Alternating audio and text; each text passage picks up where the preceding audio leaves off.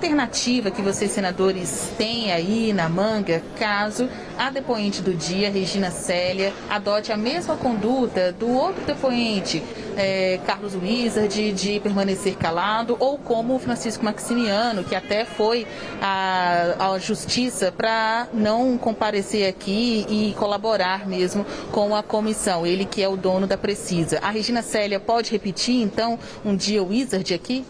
Olha, primeiro, a Regina Célia foi citada pelo Ricardo Miranda e ela é uma funcionária pública de carreira e vem galgando vários cargos dentro da estrutura do Ministério da Saúde, até chegar a esse nível de ser responsável pela autorização, verificação e autorização dos pagamentos. E assim ela fez e encaminhou, dando um parecer favorável ao pagamento antecipado, como seria, da Covax, e o Ricardo Miranda não aceitou, até porque existiam várias inconsistências dentro daquilo que foi proposto. Então, a quantidade menor até de vacinas. Então, ela vai ter hoje que explicar por que uma autorização dessa natureza, quando você tem a certeza absoluta que não haveria a menor condição de se adquirir uma vacina e assinar contrato com essa vacina, sem ela passar pelo aval da Anvisa. A Anvisa não tinha autorizado a compra dessa vacina. Tudo foi feito a toque de caixa, na expectativa de favorecimento de uma empresa que estava por trás de tudo isso que a empresa precisa, e tinha as relações muito próximas com o governo, como nós já temos agora essas informações. A Precisa tinha uma relação muito próxima com todos aqueles diretores do maior escalão, do escalão mais alto do Ministério da Saúde. Por isso ela foi a intermediária, por isso ela foi para a Índia, por isso ela foi apresentada pelo ex-chanceler Ernesto Araújo, por isso ela foi recomendada pelo próprio presidente da República, que pudesse ter essas relações lá através do embaixador André Lago da Índia. Portanto, ela pode esclarecer fatos e saber quem acima dela deu essa autorização para viabilizar o pagamento. Ou seja, a estrutura do Ministério da Saúde, com os militares todos, com o Elcio Franco, com o Pazuello, com o Marcelo Blanco, todos esses que estavam ali envolvidos, fizeram praticamente uma organização para favorecer a compra da Covax, quase a advocacia administrativa, para que se viabilizasse isso. Nós, com a CPI, conseguiu desvendar e não permitir que isso pudesse se viabilizar. Aliás, devo dizer que quando a CPI conseguiu as assinaturas, o Bolsonaro começou a mudar. Pensar em vacina, a comprar vacina, e também o Pazuello, logo depois que foi demitido, nós conseguimos encontrar um caminho não só dos crimes sanitários contra a humanidade, e agora o veio da corrupção, da improbidade administrativa e até a prevaricação de alguns elementos que estavam no Ministério da Saúde. Isso, senador. Então a gente ouve aí que vocês não vão deixar a Regina Célia ficar calada. Ela tem muito o que responder nessa comissão para não repetir ela está aí uma outra colocada como sessão. testemunha, ela tem a obrigação de falar e esclarecer os fatos, até porque ela é funcionária pública de carreira e vem galgando cargos aí na estrutura do Ministério da Saúde. A gente vai ao estúdio agora com pergunta de Rafael Colombo. Senador, ela é funcionária pública de carreira, mas na avaliação do senhor, assim como outras figuras que surgiram aí no segundo escalão do Ministério da Saúde, segundo escalão aqui, sem usar a expressão de forma pejorativa, né? Pessoas que não são conhecidas pelo público, mas ocupam posições muito importantes. O senhor imagina que esse grupo de funcionários que estão surgindo, que podem ter autorizado algumas negociações inconsistentes, para dizer o mínimo, eles fazem parte de um mesmo grupo de funcionários apadrinhados politicamente por alguém? Sem dúvida nenhuma.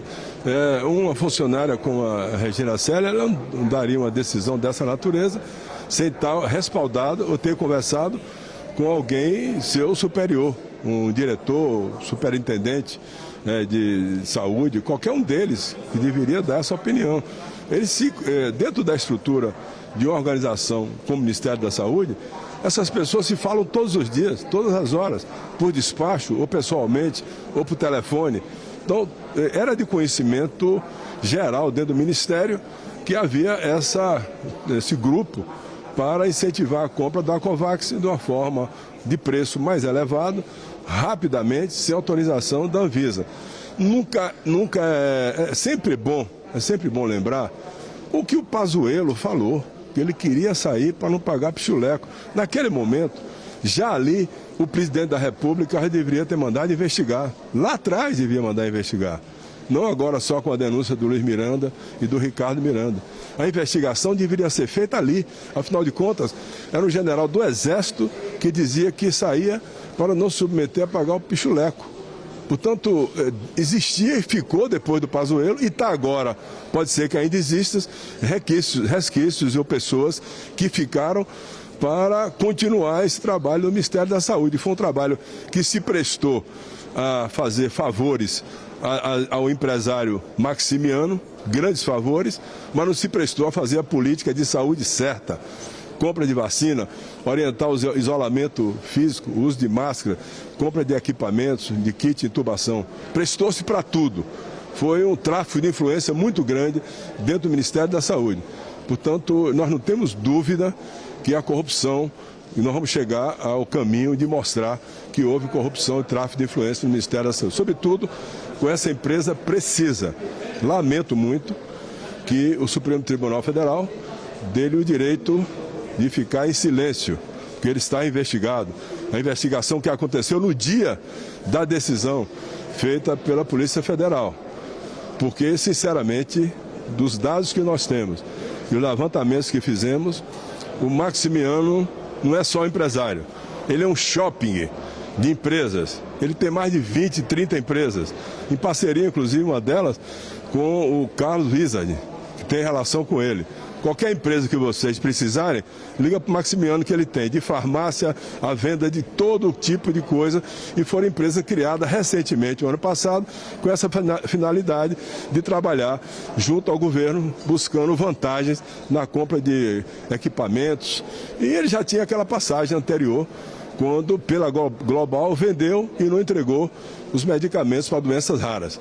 Portanto, seria bom. No entanto, já que nós não podemos ouvir, e se ele vier, vai ficar em silêncio, ele tem a sua diretora executiva, que é a doutora Emanuela Medrades, que pode vir como testemunha, e ela pode esclarecer esses fatos todos nebulosos que aconteceram na relação da Presida com o Ministério da Saúde. Chave desses últimos depoimentos que a gente tem acompanhado aqui, o ponto-chave desses últimos depoimentos que a gente tem acompanhado aqui na CPI tem a ver com a aquisição de vacinas. A Regina Célia foi trazida para dentro da comissão para esclarecer supostas irregularidades na compra da Covaxin. Mas os senhores devem perguntar para ela também sobre a negociação do governo com outras marcas de vacinas? Claro, ela tem muito a esclarecer, passava tudo por ela. Não é só a Covax, tem a Sputnik, tem outras vacinas, venda de kit, intubação, insumos, outros que foram comprados, né? EPI. Essas coisas todas que foram viabilizadas dentro da estrutura do Ministério da Saúde, que ela pode informar muitas coisas. Muitas perguntas serão feitas, além daquilo que ela pode explicar a respeito da compra da Covax. Então tem como criar aí uma conexão, estabelecer uma conexão entre os depoentes, porque tem depoente que fala da AstraZeneca, outros depoentes que falam da Covaxin. Você acha que dá para encontrar um único esquema criminoso, ou suposto esquema criminoso, ou vários grupos, várias negociações? Olha, pode ser que se encontre outras empresas que trabalharam nessa direção aí de favorecimento e venda de outros medicamentos e outras vacinas. É o caso da empresa lá norte-americana, Davet, que foi representada pelo Cabo Dominguete, que isso parece até uma piada. Um cabo da Polícia do Estado de Minas Gerais vinha conversar com o diretor executivo, superintendente executivo do Ministério da Saúde, Elcio Franco, através de um pastor protestante que tinha uma empresa e uma secretaria nacional humanitária. Você imagine o que se formou e o que se aceitou dentro do Ministério da Saúde. Então tem vários casos que precisam ser...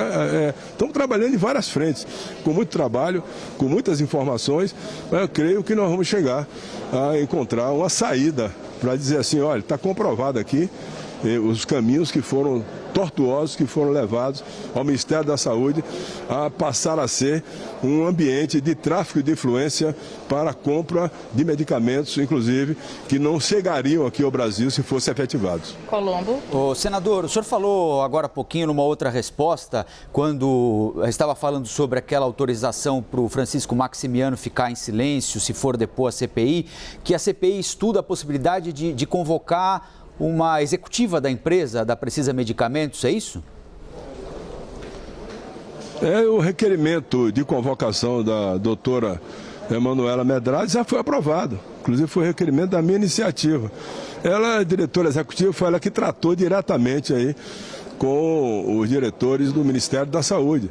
Ela tratou com o Elson Franco, com todos aqueles que estavam envolvidos na compra da Covax. Portanto, já que ele está como investigado e não poderá vir, ela está convocada como testemunha, ela poderá vir e dar as informações e apresentar as razões que a Precisa teve tanta proteção dentro da estrutura do Ministério da Saúde para a compra dessas vacinas todas. Agora, senador, o Supremo deu 5 dias para a CPI se manifestar a respeito do depoimento do deputado Ricardo Barros.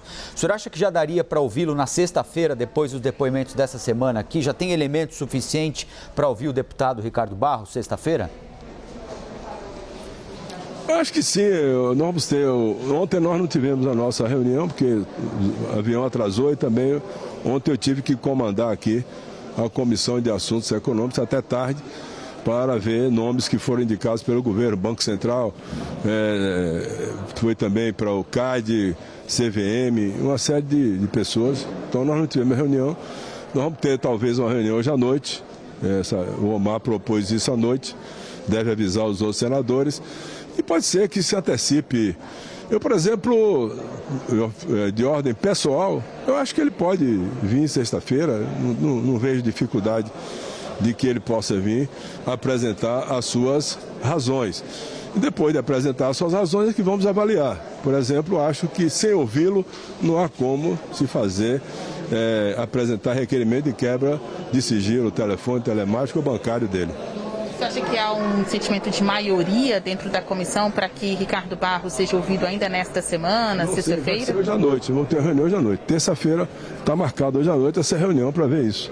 Acho que amanhã temos uma decisão. É isso.